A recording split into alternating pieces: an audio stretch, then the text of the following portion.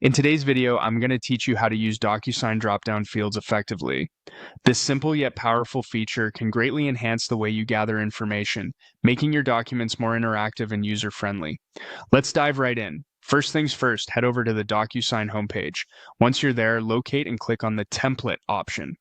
Templates are incredibly useful as they save you time by allowing you to create a document framework that can be reused multiple times.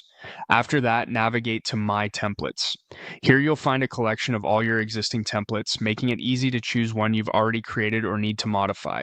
Select the desired template and click on Use to get started. Now it's time to upload your file.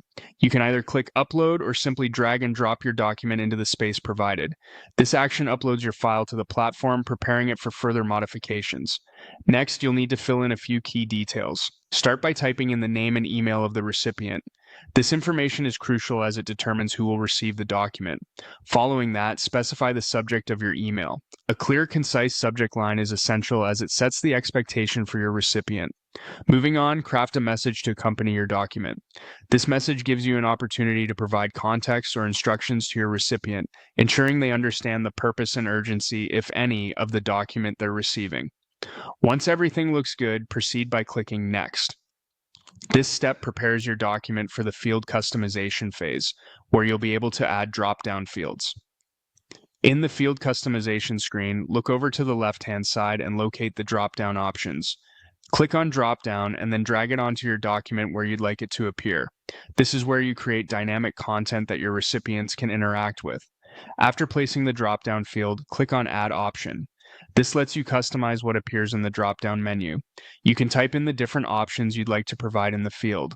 It's an excellent way to gather specific answers by limiting the choices available to the user. Finally, after adding all your desired options, go ahead and click Send. This final step sends a document with the newly added drop-down fields to your designated recipient. And there you have it. With just a few steps, you've transformed your document into a more interactive and efficient tool. These DocuSign drop-down fields are a fantastic feature to take advantage of, offering a more streamlined approach to data collection. Whether it's for a single use or for templates that will be used repeatedly, adding drop-down fields can make your document management both easier and more effective. Happy documenting, and thanks for watching.